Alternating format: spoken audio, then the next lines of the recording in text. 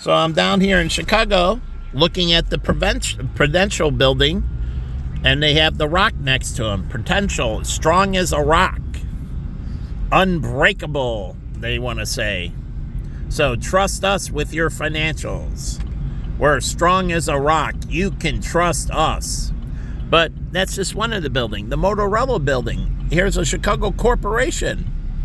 But my friend Jay used to work at Prudential managing a bond fund while he was going to grad school at the University of Chicago. And he also got his CFA at the same time. So we have Motorola right over here with the beautiful colors. And you know, Motorola used to be #1 in smart chips. They used to compete with Qualcomm, who has the Snapdragon, which is one of the top chips. It's a very high-end chip, but Motorola used to produce very high-end chips, very high-end semiconductor. And that's where really they were a semiconductor organization. And from that, they decided to make cell phones, which needed chips. So they made their own chips to go into their own phones. Texas Instruments, it was a computer company. And they made their own chips to go into the computers. I mean, not computers, to go into the calculators. And so they had all these calculators, and they made their own chips, Texas Instruments, for their calculators. So they were one of the largest chip makers. They were very heavily into the semiconductor business. But they were in the semiconductor business, and they were like, well, how do we sell these chips? And they're like, oh, calculators need chips. And so we'll make the chips, and they already then made the chips. So we'll take the chips we make and we'll distribute them in our calculators. Texas Instruments are one of the best calculators. I have Texas Instruments. I use them. But let me get on to the point that I'm doing this video. That's a side note. But Motorola can be doing that. Now, they can put all kinds of chips in artwork. That way, if somebody takes a piece of art, it has a GPS chip, an RFD chip in it. But here's the Chicago Art Institute. I love this place. And you know, Chicago art schools, they can have a section in the Chicago Art Institute. And if you meet it, if the art schools declare that you're the best at the painting or statue or piece of art, even jewelry they can feature in the Chicago Art Institute. Oh yeah, like they have the crown and that in the art institutes in other countries. They can have here different pieces of jewelry, pieces of art, and they can have a section for it in the Chicago Art Institute. And so they can have a section for the Chicago and state of Illinois, truly, and they're artists and making statues and jewelry. Yes, artists make jewelry. They go into making jewelry and all kinds of things. So they can have a section here working with all these colleges, and you can go into the student section of the Art Institute. Like it says left on green only in front of it, but everybody ignores it.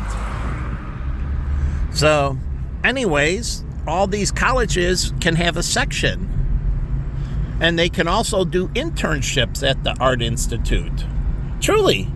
And learn about mosaic and how they preserve art and everything else, because they have to train people at the colleges how to run art museums and how to care for art in the Field Museum and the Museum of Science and Industry. These are all historical pieces, and they need to be preserved and displayed right. And this is what art schools do. They teach them how to handle all these pieces and present them correctly and so on.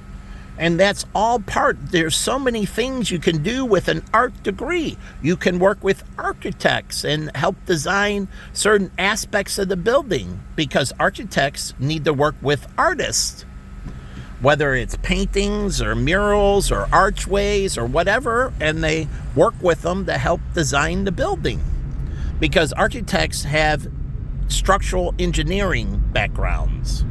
Now, they can have some art background, but they can work with artists. And so here's another museum, the Art Institute of Chicago. And this is, I think, contemporary art, and then you have the modern art museum. But they should be working together. And so this one here, I forget, is it's right across the street from Millennium and Maggie Daley Park, which I've never been in Maggie Daley Park, but my nephew was in there, and he used to take his kids there when his one daughter was at Children's, and he said Maggie Daley Park was awesome. And he said, it's awesome. It's a great park. And he had great times taking his kids there. And so he told me he loved it, taking his kids there. It was very fun. They had a great time at Maggie Daley Park. You know, she also died of cancer. You know, that's why Susan G. Komen, who I used to raise funds for, you know, to end breast cancer. But the whole point is I work with these cancer organizations. And you think Mayor Daley would be part of it? Do you think cancer organizations would hold different events, especially for St. Jude's and Children's and that, related to cancer, Comer's and Rush Children's, all these issues related to children? Well, Maggie Daley Park, and they can host different events, and it's fun for the children to go there and that. And they can host different fundraisers or awareness events at Maggie Daley Park. But I forget which museum this is. And so Chicago Marathon's coming up. Yep, and they should advertise it. But again, they can sponsor teams, these museums, to run into Chicago Marathon, and they can wear shirts from them, and they can have their own corporate teams. Like we had the corporate challenge. I came down to Chicago for that event, and it was a bunch of corporations, but that corporate challenge can go into the Chicago Marathon. And so it can do the corporate challenge, and that's a big event in Chicago, and then they can have the Chicago Marathon. And so teams from the corporate challenge can also go into Chicago Marathon. There's Motorola. Look how beautiful that looks. So, and this is Michigan Avenue, you know, the centerpiece of Chicago. Truly, it's supposed to be the magnificent mile, but it goes from north to south more than a mile, but it is truly the centerpiece, this street. It's supposed to be. And then another centerpiece is State Street. State Street used to be a big centerpiece of Chicago. So Michigan Avenue and State Street used to be big centerpieces. But there are others, like the Jewelry District on Wabash and others that have these. And then they had Printers Row, and that was a centerpiece, and the Meatpacking District, and so on. And so they can put up museums in Printers Row. They can put up a museum and talk about the history of the area and all the different printer companies that used to be in the area. And it just stays to its mystique. It talks a little bit. It's different now, but it can talk a little bit about its past. Like the Meatpacking District in Fulton Market, they can have a museum and talk about the meatpacking industry in Chicago, and it can be part of the history of Chicago. That's what museums do. And so I'm by the Art Institute again. And so I guess that's a wing of the Art Institute. And let's go for a little longer video. I'll go down to the Museum of Modern Arts. But again, they can have a student wing. So students that are focusing on modern art. And they can have a section working with all these colleges and even the galleries. And they can mention galleries that have more pieces that aren't carried in. So the galleries can hang pieces in the Chicago Art Institute. They can have a section for Chicago galleries, and the galleries would pick one piece to hang in the gallery section. So promoting local businesses at the Chicago Art Institute, the Chicago Modern Museum, or Chicago Modern Arts Museum. And so they have just a little section for art galleries in Chicago, and they can each post one piece. And if there's not enough room, then they do it on a rotational basis. They have 1 month there, and then they go to the back of the line, and another art gallery posts their piece. So they can promote the private art galleries as well. And they should be. And they should have and be giving pieces.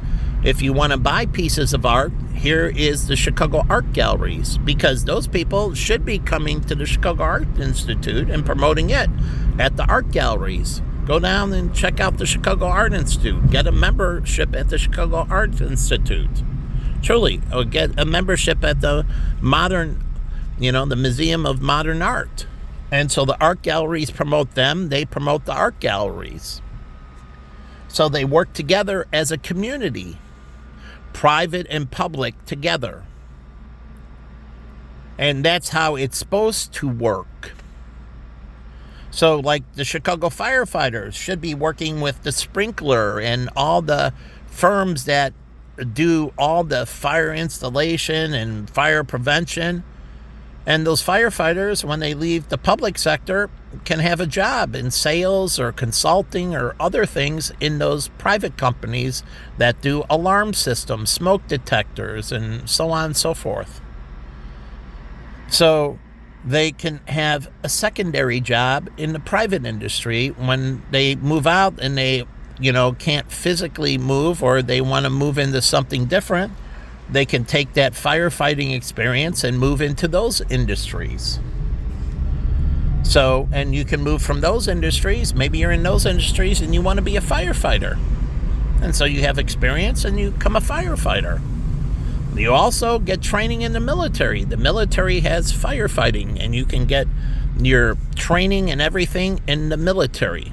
And I would assume the National Guard does, and the Army Reserve has firefighting units. So, again, that's another place to get training. And then you come to the Chicago Fire Academy to get more civilian training, knowing how to deal with more buildings than that instead of, whatever they train you in the military or the National Guard or the reserves, the Army Reserves.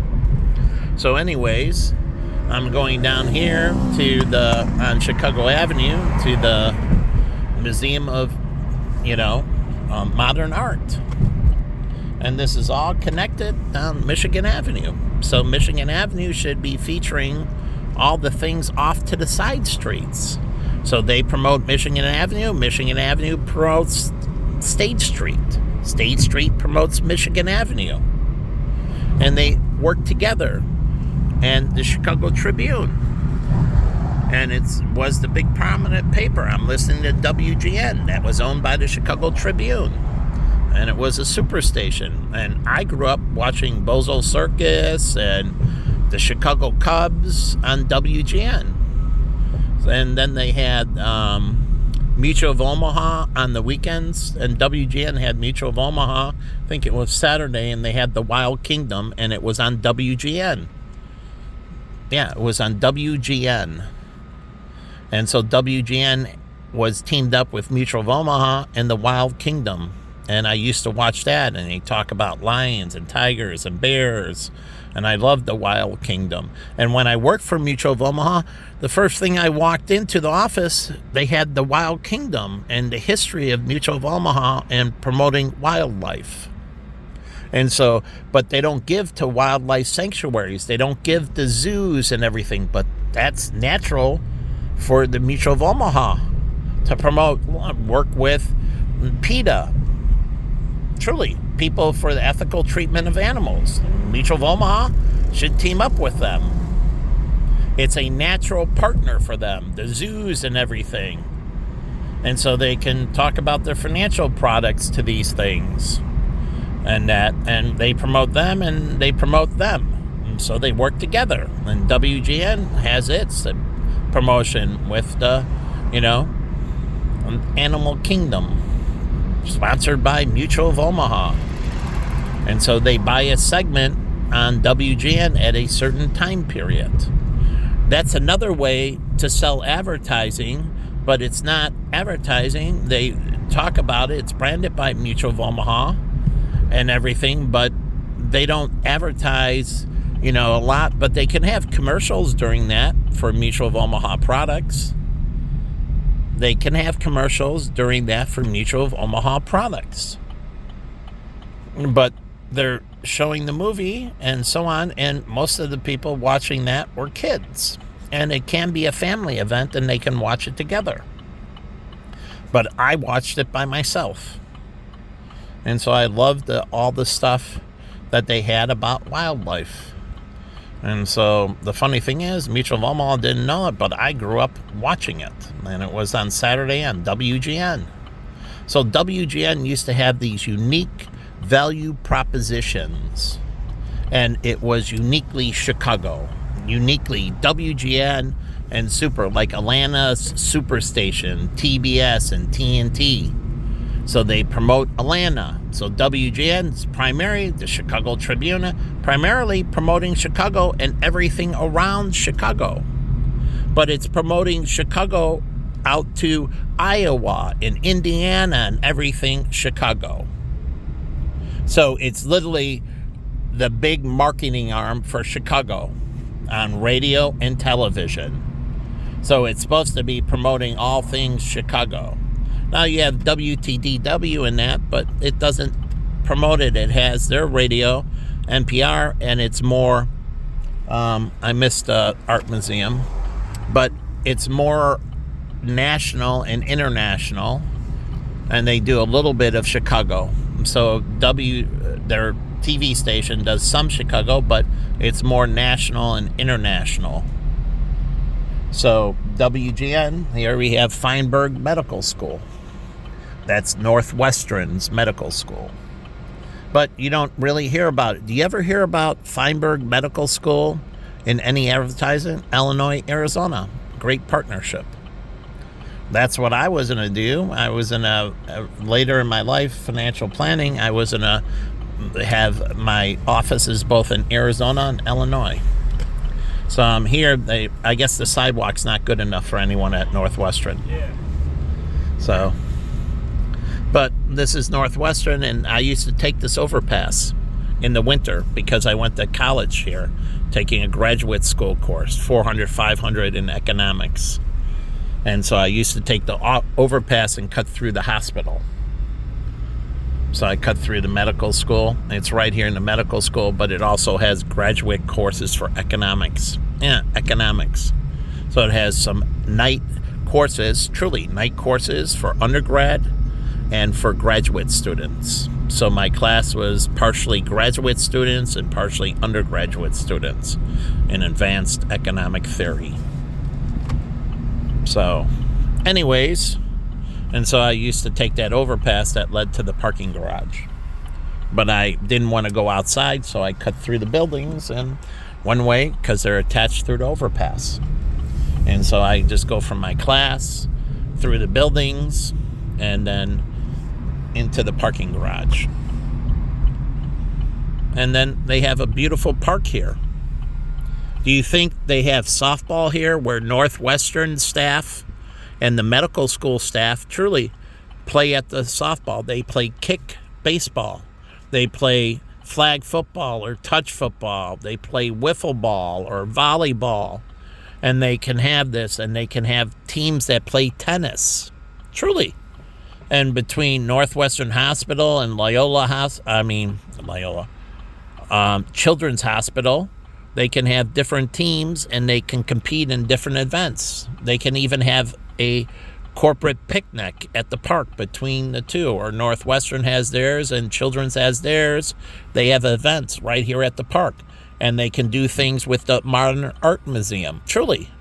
And they can have pieces come over, or people, or they can, patients can get wheeled in if they can't walk and go in, and they close it off for the day for the children that come over to the Modern Art Museum, or the patients at Northwestern Hospital that go out and they wheel them out on wheelchairs, and because it's right across the street, and they go out to the Modern Art Museum, or they go out and they wheel them around the park. This used to have a running path around it before, I think. Yeah, it's still here, the jogging path. And so they can use it with wheelchairs. Or they can take the kids out for walking around the park. And so both Northwestern Hospital and they can have jogging and walking groups from the hospitals, and they can be into all things fitness, because you don't want the staff spreading disease, right? And you want the staff preventing getting disease. So the healthier you keep your nurses and doctors, the less risk, so they can treat the sick people, and so they don't get sick. And so they keep up their immune system by using the recreation around them. So, again, here's the Museum of Modern Arts, and this is where I'm going to stop it, but I've been here, and they have nice outside concerts and everything. And again, the art schools in Chicago can work with it, and they can have the galleries work with it as well. They have a wing for the art schools and a little segment for the art schools and a little segment for the galleries. And so they can feature them here. And they have good food. Sat on the patio and listened and ate, and it was a very good time. I did it with two of my friends. Anyways, one male, one female, and we went out and had a good time. And then you have a little park right over here on the other side. And sometimes they can bring their artwork outside and have a little event right here in the park. And then you have a very high-end hotel. The Four Seasons Hotel is right here. And so people can come down and stay at the Four Seasons Hotel. Oh, no, I'm sorry, the Ritz-Carlton. Marriott's high-end, one of Marriott's, the Ritz-Carlton, and they have the residence at the Ritz-Carlton. Very high-end living. They have the hotel part and the resident park. And so, and it's all part of Water Tower. And they have the mall it's attached to, and so on. And then they have a little playhouse in here. And they have a mall, so people staying at the Ritz or residents at the Ritz, they can go. And right across the street is the John Hancock. And so they can go across the street and they can go to the observatory, and there's all kinds of offices in the John Hancock. But you have this right here. And they have all these shows, Harry Potter and all these things right here. And so I can't go through right now. But again, it's right here at the Water Tower Place. And so you have the reggae security guard. Okay. Well, hopefully that the fire or anything that he runs into, that he doesn't catch his hair and beard and mustache on fire. Because, that's why firefighters don't have facial hair, and they're not supposed to. And that's why cops are not supposed to have facial hair and that. And that's why military have high and tight, because they don't want them burning up. So they don't allow them to have facial hair for a reason. So you can do that, but that's a high-risk staff member, because when they're in a run into a fire, they're very vulnerable. So just make sure they're going to save people, and they're trained to save, or giving CPR and that. You don't want the hair in their eyes and the sweating. And now it's good for black people to have more facial hair and so on and so forth. But also in certain professions, you got to do other things to keep yourself warm. So other professions don't allow facial hair. And so that's why doctors don't have beards and mustaches and that. They don't want hair falling in. They don't have long hair.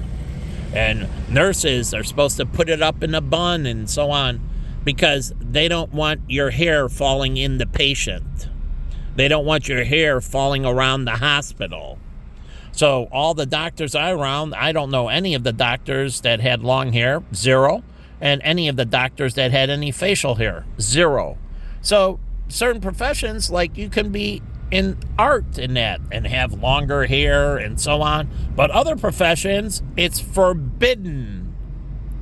Like in the hospitality industry, you're dealing with food and everything. We didn't allow, and all the places I worked, now, we didn't really allow facial hair. You could have a little goatee, but it had to be short and well groomed, but very minimal, if any, facial hair. So, again, you have to stand out in other ways, like, your service, your education, your mind. They're doing it standing out in looks. I try to stand out with my mind, with my actions, with my verbal, with other things. That's how I differentiate myself. I don't need tattoos. I don't need a beard. I don't need some exotic haircut. I want to stand out with my credentials and my education and my background and what I do on a daily basis. I don't need any of that. So I focus on the core work. They sell the other things. And believe me, if you're being a hair model or you're modeling or something, okay, then you're doing it, or you're got a role in the movie. But a lot of times they just use spearmint gum and use, they put on the mustache and the beard and they take it off. And so they don't really grow it out, actors and that. A lot of them don't have facial hair because they just put on hair extensions and that because they have to be versatile. And so they'll play a character with a beard and a mustache. They don't grow it out. They just put it on with spearmint gum. And they grow a character with long hair. They put on a wig or they put on extensions and they take it off. So the reason is so they can be versatile. So they don't grow out facial hair or long hair or anything. Because they'll be called to do many different roles. And it's hard to put a wig on when you have shitloads of hair. And then you can't get cast for certain parts. So I've been around a lot of actors, and they don't have beards and mustache. They look like George Clooney and Brad Pitt. You ever see Brad Pitt with a beard or a mustache? Do you ever see him with? No. And if he has it, it's extensions or a wig, and it's put on with spearmint gum. So he can play all these different roles. And so he's not growing it out and shaving it off. He just keeps it off. So they can be versatile. Truly versatile. So, but if you're Ziggy Marley, you're not playing a bunch of other roles but being Ziggy Marley. So the Rastas have the hair, and that's part of being Rastas, like my Rasta friends. I had no problem. They're musicians. They play. They have a record store. Oh, yeah, they had a record store. They were into music and records, and they played at a lot of events. But they also made money when they weren't playing. What did they do? They had a record store. Not stupid guys. They were very intelligent, and those guys respected the heck out of me. And I used to go into the record store and talk. That's how I found out about the cleaning product. That's a part. How do you clean your braids and that? And he was like, oh, Michael, we use a powder solution. And so they talk in their Rasta voices. And if I ever walked into a party, they would announce me to everybody on the mic. Now, people didn't know why they were announcing, but every time I stepped in, they made an announcement. Michael's in the house. Michael Olson's in the house. Hey, Michael, everybody say hi to Michael. They did. I didn't ask them. They just did it. I never told them or expected it, but every time I walked in, they made a big deal about me being there.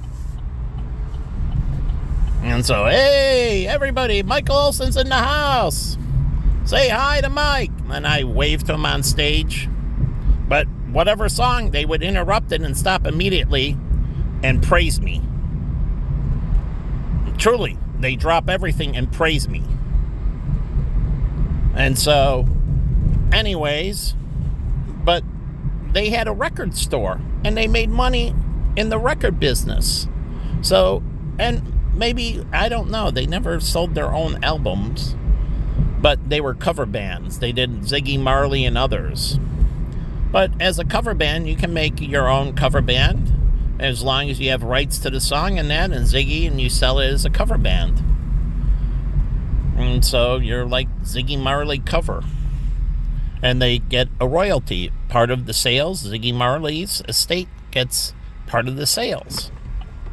And his son, I don't know what his son's doing, but he's sure not promoting Rasta music. If I was him, I'd be a big promoter of Rasta music, flying around the country, talking about the history of Rastafarian music and, Jamaican culture and so on. And I'd be the ambassador for Ziggy Marley, yeah.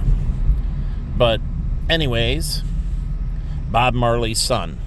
So I would be this ambassador, and I'd be going all around the world promoting it for Jamaica. And I stay a Jamaica citizen, and I'd be all things Jamaica.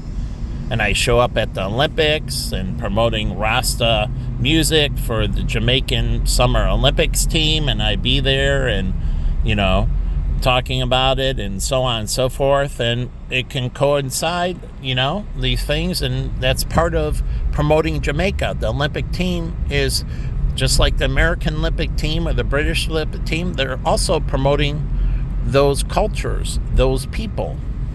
So part of it is people getting to know you and where your background is and what your people are about. And so when you go out after you do the events and you're in the Olympic Village and you're hanging out, you can do other things, talking about the history, how you got into track and field, what is Jamaica, Usain Bolt, the fastest man in the world, the history of track and field in Jamaica. And so it's the ability for cultures to connect. And so when people are there, they can learn about all these different countries and their cultural history. And they can talk about them and their sports and their upraising and what motivated them when they grew up in Jamaica and so on. But the truth, why I loved Usain Bolt. Maybe it was something else. Maybe you just naturally loved growing up running. And you used to run in a certain area of Jamaica. And you love running. I love running. I used to get runner's high, and I love it. And, it was so quiet and peaceful, and I just focus on my breath. And I truly do love running. And I miss running greatly. And I used to run on the mall at the U of A and just listen and run around and look at the mountains and the night air, and you can see the highlights of the mountains. Or running in the morning, I could see the sunrise on the mountains. And as I'm running around the mall in the U of A, I looked at the mountains all around the university. It's a beautiful view, and I see the sun rising on the mountains or the sun setting on the mountains from the mall in the center of campus. It's unbelievably beautiful. The U of A, the campus, is unbelievably gorgeous. So I love going to school there. And now, what is the focal point? I'm trying to bring my experiences to Chicago. So what is the focal point at Roosevelt University? They have looking out the window and you can see Lake Michigan, and what's the unique things about the campus. And down the street you have the Art Institute, and you have the Field Museum and the Shedd Aquarium and Adler Planetarium. And that's all a part of going to school in Chicago, all a part of working in Chicago. Your workplace can have field trips too. And you can do a field trip day and everybody, we're going from the office and we're going to the Adler Planetarium. And it's a great way to create fellowship. And so you can do field trips with work. I love my elementary school. My high school, we had one field trip, and it went to D.C. in junior high. I went on. My brother was welcome, and my sister was in the pit. But really, we had our money from our survivor benefits from Social Security. So my sister shouldn't have been paying. My survivor benefits would have paid, that I got from my father when he passed away. So it was there to support my needs so I could educate myself and take care of myself, to assist me.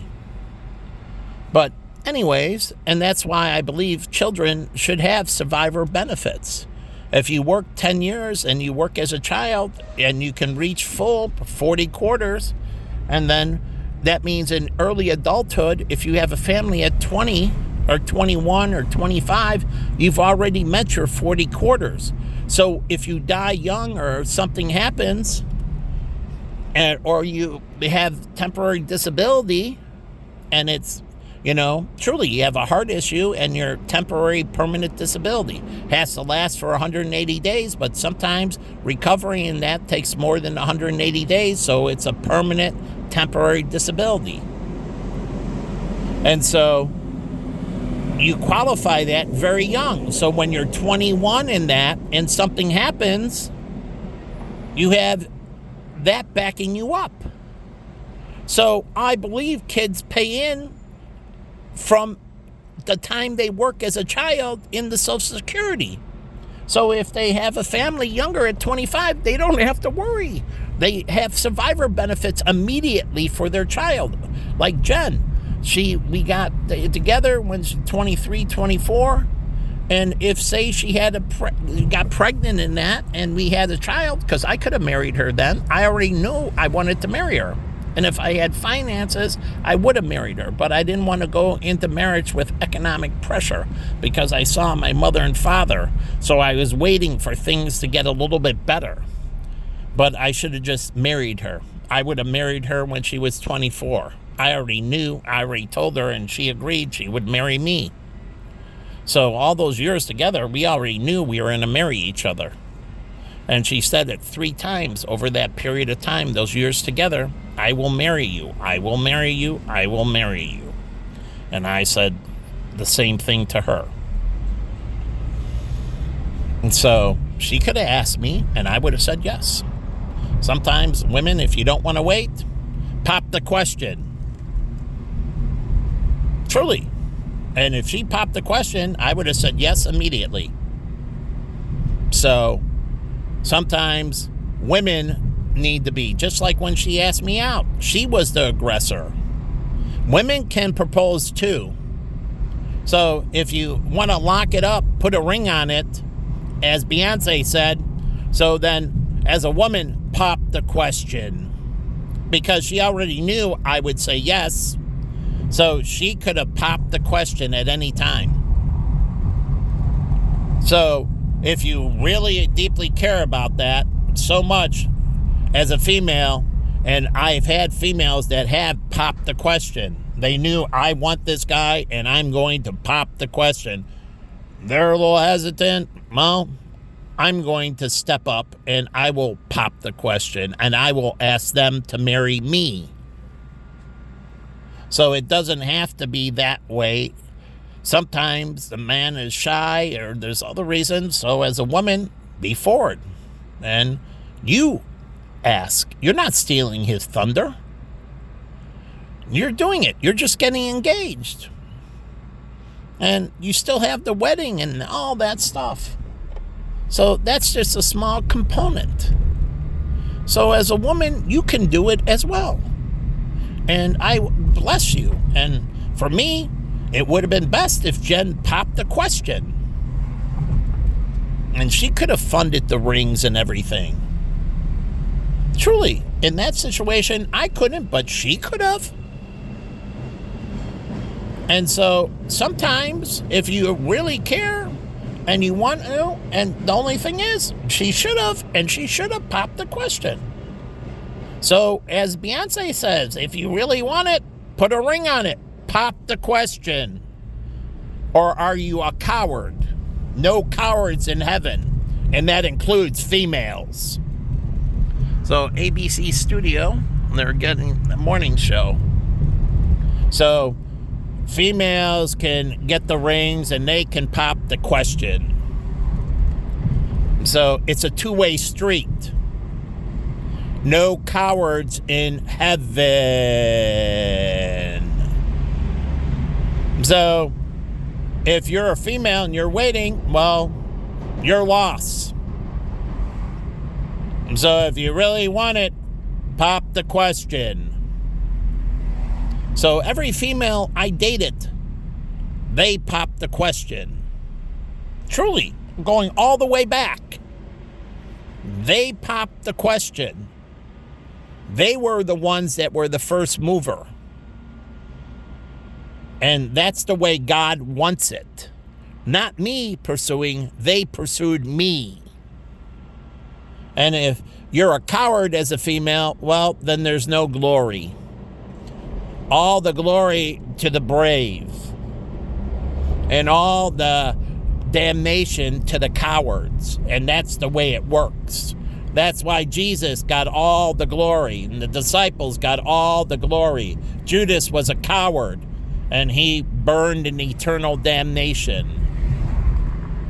So I guess I'm around a bunch of women that are cowards.